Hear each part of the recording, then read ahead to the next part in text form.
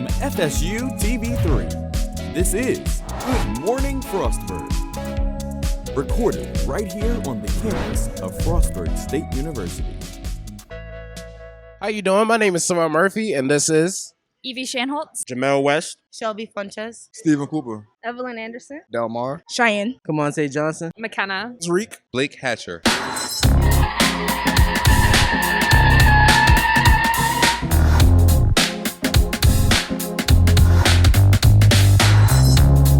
What is your favorite part of the campus? honestly, will have to be Lane. Lane. probably Lane.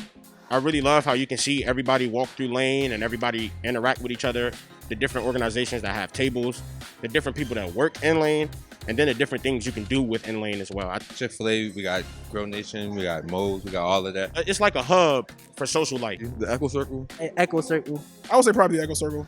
I said the Echo Circle because when it gets warm outside, that's like a main hot spot for a lot of people to like not only do it, but just walk through, pass through to get to where we gotta go. But people congregate there a lot, and you know it's pretty cool because you know you got the whole echo thing with the circle. But it's just really cool how people like sit there, literally congregate, have fun, just talk, catch up. And they'll have like a whole bunch of different events out there. They have like video events out there. We'll have like different little tables and stuff like that. So it is really cool to be outside when it's warm. Probably the gym. Physique, you hear me? She said purr. To be a library, you know, I spend a lot of my time in the library. Being an engineer, I'm like at least 3 hours a day. Pack, the nature. That's a good answer, I tell you. What helps you focus in your college life? I can't say that here. Music. Coop helped me focus on my college life and some of my friends that I've met recently. Shout out to Coop, man. I tell you, that's a strong man. You know, some people like quiet. I like quiet, so I gotta make sure it's quiet. Or for those people who don't like movement in front of them, you just gotta make sure you're someplace secluded where it's just nothing but yourself. So that's what I've been doing. My desire to help people. That's beautiful. That's great. I definitely work best with just isolating myself, whether it be in my room, in a study room, in the library, in a room in the CCIT. Just isolation, whether it be in a room in the house with my line brothers, you know what I mean?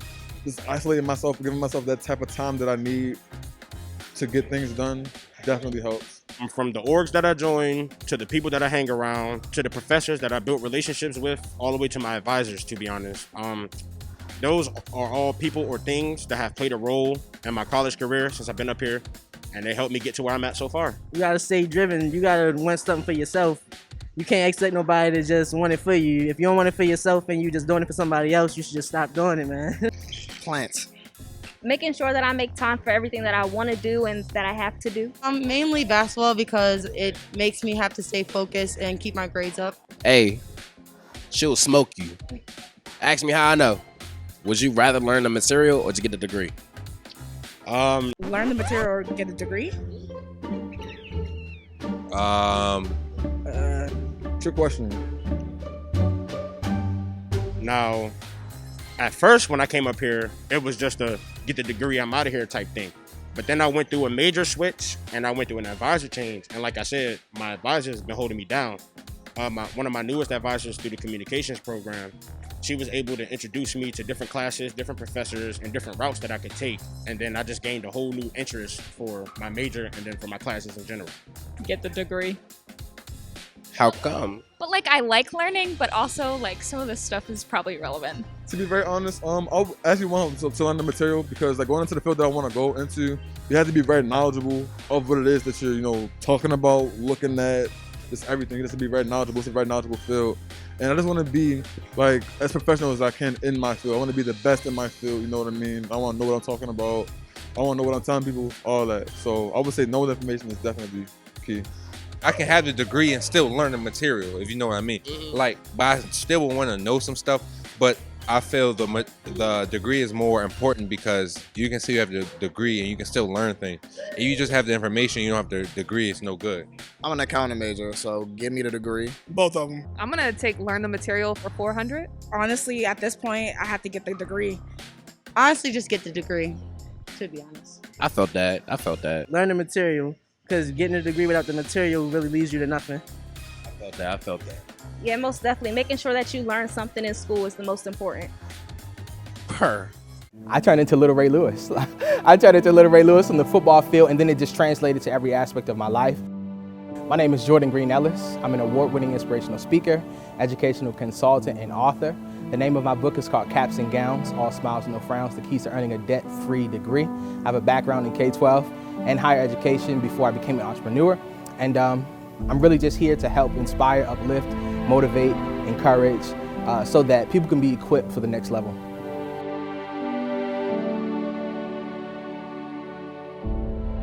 As a child, I was always inclined to motivate, to inspire. So it would be more so on a one-on-one basis, like with my friends. I play sports as well. And so if you know anything about like football, I play football.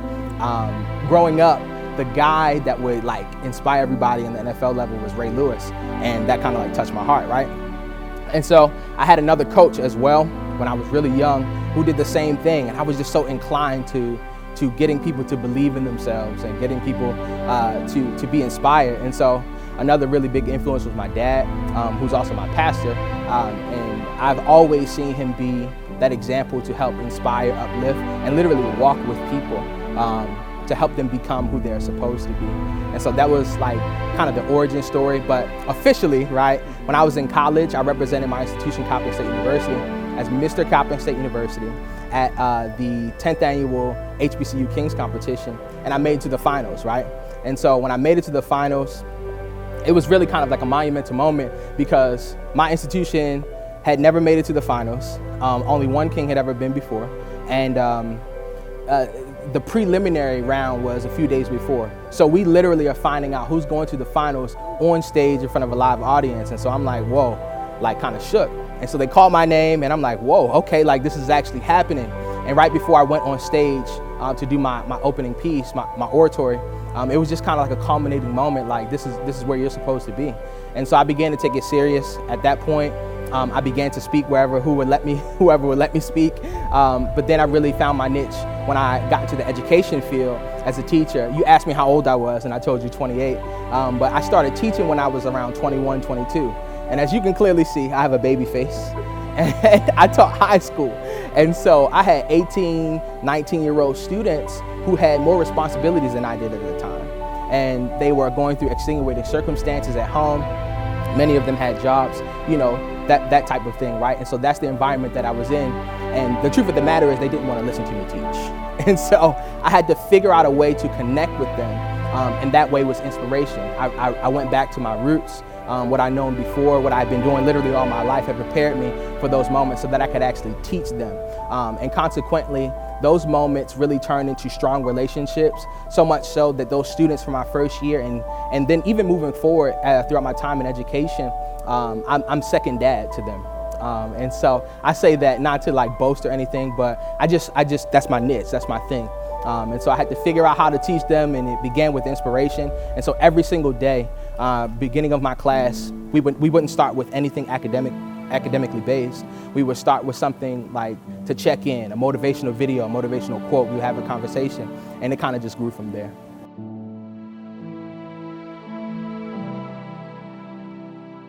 I was actually doing a presentation at a local school this past Friday.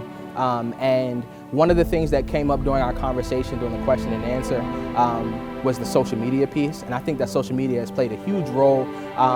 But then on the other hand, a huge role, I would say, in the forwarding of Black history. But then on the other hand, there's sometimes instances where misinformation is put out. So I think that it has helped to progress, to forward Black history in an amazing way. And I think that the beauty of where we are now is that there are more opportunities, there's more platforms for the unsung heroes to be put on platforms, for misinformation to be cleared up, and overall, right, for people to be inspired.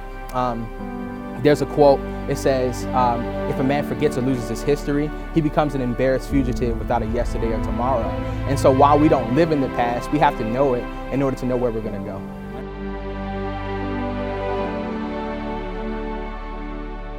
So I talked about my dad earlier, and so I gotta talk about my mom. And I mean, the truth is, she's actually the reason why I wrote the book. So in January of 2020, walked into the church. She's associate pastor. I'm a preacher's kid. And so walked into the church, had a conversation with my mom. I was not newly married, but recently married, and it was just a time for my mom and I to catch up. She was approaching her imminent retirement from Baltimore City Public Schools as a teacher, and I'm asking her, like, hey, Mom, I know you're about to retire. How are you going to sustain yourself financially? And she looked at me with a look that I'd only ever seen one time before, and it wasn't a good look. It was a look like, I don't know, and that's exactly what her answer was. A woman who had taught people how to speak for nearly 4 decades, how to formulate sentences, how to articulate thought, literally had no words to say. And she revealed a secret to me, and that was that she had used a portion of her retirement to fund my college education. In addition to that, I had already borrowed about $30,000 of student loans. And so that was a big hit, right? That was a culminating moment. And I just kind of resolved within myself to put information in a manual so that it's feasible, so that it's tangible for any individual, race, color, no matter the race, color, creed, background, zip code, wherever you come from, you can utilize this information so that you don't have to have the same conversation my mom and I did. And so one of the most monumental women, Pastor Jordan Green-Ellis, my mother, I truly love her dearly. She's retired, doing well. My dad and her, they're doing extremely well. But that's one of the most trailblazing women in my life.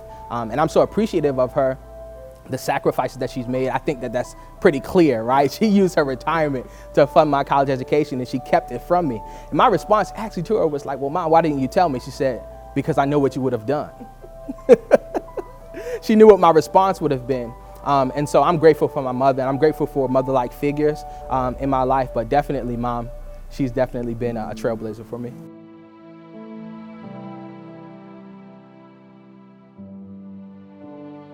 This is what I want to say to all women. You are here specifically for a reason.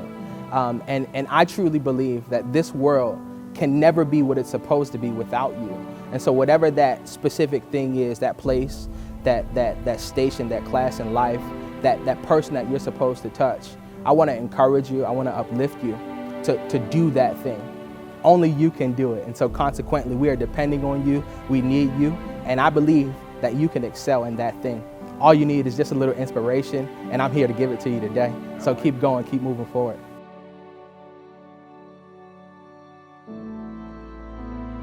The most important thing, right, when you recognize that you have the gift, after that, you gotta recognize that the gift is not enough. You need a coach, you need a mentor. You need somebody to hone and sharpen your skills. You need somebody to model yourself after. You need to know what to say, what not to say. You need to know where to go and what not to go. And I think that that's applicable for any facet of life, right? But specifically for the speaker, because now social media has become what it is, and anybody that can, in my opinion, that's articulate and can inspire, right? They coin themselves as motivational speaker. And so you gotta be able to separate yourself. You gotta be able to have a unique selling point, whatever it is, and your coach, your mentor will definitely help you to do that. And that's not a promotion from me, because I'm not a coach at this point in time in my career, but I would encourage you to find one. There are many amazing coaches out here that will help to move you forward, that will help to hone and sharpen that gift that you have, so that you can be who you're supposed to be. The motivational speaker, the inspirational speaker is highly important because everybody needs gas in their car, right? Everybody needs gas. COVID-19 has been what it is. A global pandemic is turned into COVID-22, probably COVID-23, COVID-24, right? And so consequently, everybody needs a moment to recoup, to be rejuvenated, to get gas filled back in their car so that they can keep going, right? If I can get you to believe in yourself more than that situation that you're in, more than that circumstance that you came from, if I can get you to believe that you can actually do and be who you desire to be more than what you are right now, and there won't be a thing that can stop you. And it's all with the power of belief. And we do that with our words. Words are powerful because they move people to action. And so that's the role that you have as the inspirational, motivational speaker. Your words are going to help to move the world to action. You can follow me on all social media platforms at J Green Ellis Live. You can definitely follow me there. The name of my book is Caps and Gowns, All Smiles, No Frowns, The Keys to Earning a Debt-Free Degree. And you can get your copy at jordangreenellis.com, or you can hit me up in the DMs. You can shoot me an email, jordanspeaks@jordangreenellis.com, and I would love to connect with you for further information.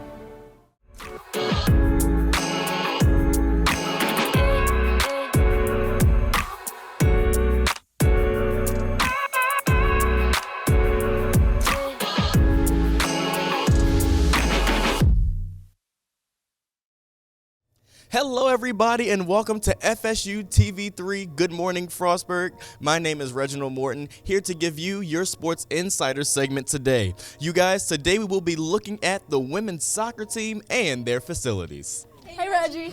And what better way to have our sports teams introduced than with two of Frostburg State University's most phenomenal women's soccer players. Please welcome Miss Charlotte and Abby. They'll be showing you around the facilities today.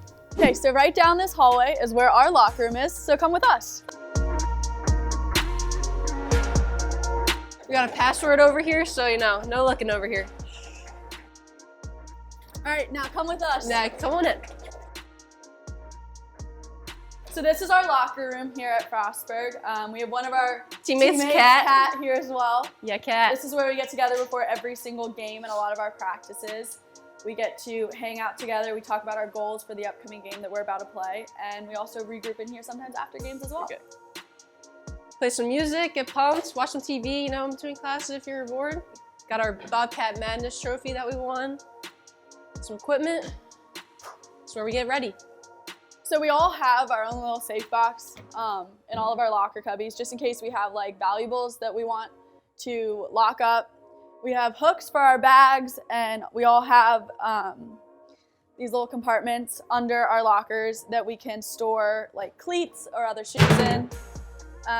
We decorate them for senior night in different games, different themes. And then over here is where we have a lot of our fitness testing, like our rated fitness testing. So whoever came in first, so Caroline DeSena ran a 5-minute mile in the fall. And we kind of just rank all of them to see where we're at as a team and where you fall for our fitness testing. So above all of our lockers, we have different photo collages of each season. There's a snippet on each one of the senior class, so we can remember that class each year. And we go all the way around to our last season over here, where you can also see we have a picture of Abby and Steph where we won our Bobcat Madness trophy.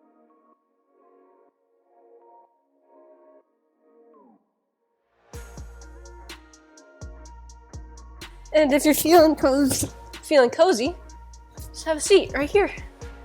Take the lid off. Yeah, it's a great spot for the team to hang out in between classes, practices, lifts. And everything. It's a fun time. Watch some TV, play some music, do some homework. That's what I do in here. Right now, it's our spring season, so we're lifting 4 times a week.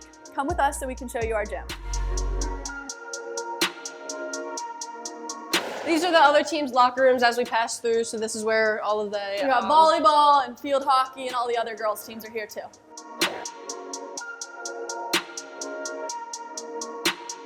We've got a rock climbing wall right here, kind of fun. It's a fun pastime activity for a lot of the girls. Like to go after practice sometimes, just get my mind off things.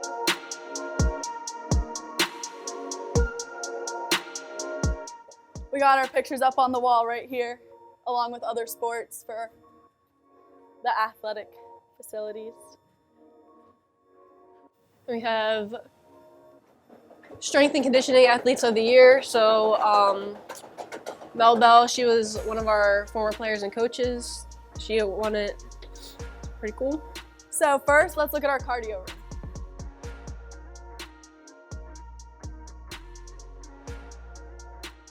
In here, we got a little bit of everything.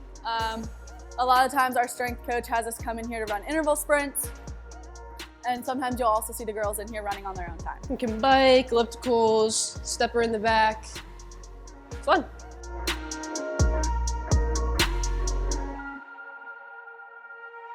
This is where we do all our strength and conditioning workouts with Coach Kyle. He's awesome. We have our intern Heather right here. She's also one of my roommates. Coach Kenzie, she's awesome. This is where we meet up as a team 4 times a week. We hit different body parts, obviously, and muscle groups every single time. Gets us strong and ready for the fall season. Do some squats, bench press. We got a lot of core workout. What are you gonna do? What are you gonna demonstrate?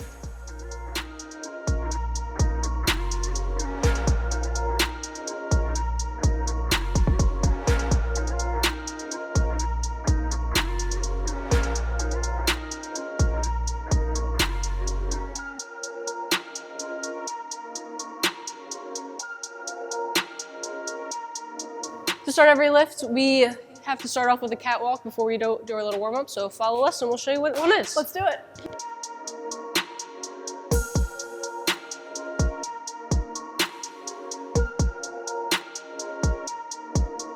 So after one of those, we go in back to the weight room, we stretch it out a little bit.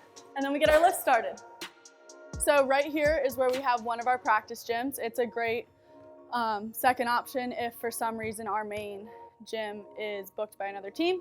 So as you can see, other athletes will come in here and practice, and sometimes we'll also have practices in here. People play pickup basketball in there. Nice gym, they just redid it.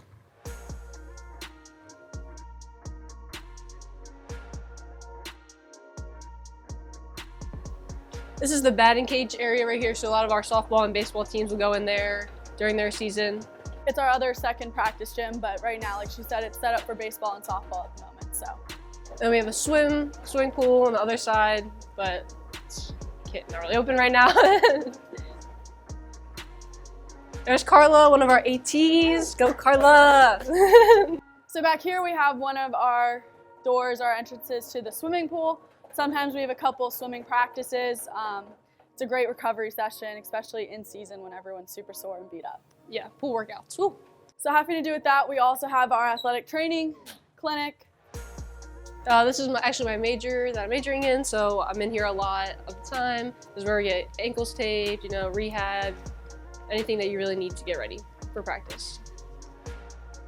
And to get treatment and rehab for recovering from injuries. So a lot of the times in preseason, you'll see the girls getting ice baths, you'll see us getting massages, cupping. A lot of us are in here before practice getting taped too. Hillary's our AT, so she's awesome. She takes really good care of us. So yeah, now let's head up to our main gym. Oh, hey guys. Hey. This is our main gym. This is where we practice for indoor season. We're playing futsal right now. We have a tarp that comes down to split up the court so we're not in other teams' way, because multiple teams will be practicing at one time. Usually soccer, sometimes we'll have acro, and you can see basketball's going right now as well. Yeah, so right now in our off season, we are currently doing a little bit of futsal and a futsal tournament, which you'll see here. We do that on this court, and that's just where that takes place. That team won the first round, just saying. It gets really competitive between all the girls because we have a round robin tournament, and yeah, it's really fun, and it kind of brings a lot of love back to the sport. Very competitive. Most practices for us are about 2 hours, or they're 1 hour if we lift before or after.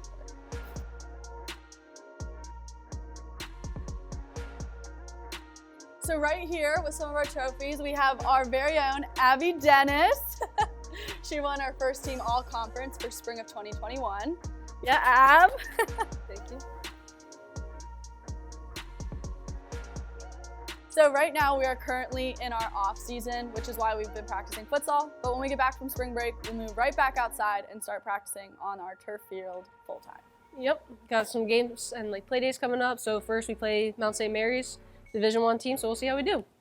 Got some alumni game as well, so that's always a fun one. It's a great time for the girls to really get together and grow as a team. We get to have a lot of fun at practices and really get our fitness to where we want it to be. Futsal is really great because it's a really fast-paced game with a lot of short sprints. So when we get out to the field, hopefully that'll have us somewhat prepared. Yep. Well, thank you for joining us on Frostburg Sports Insider and for taking interest in our team. Catch us out on the field this spring. I'm Charlotte. I'm Abby. See you here next time. All right, let's go.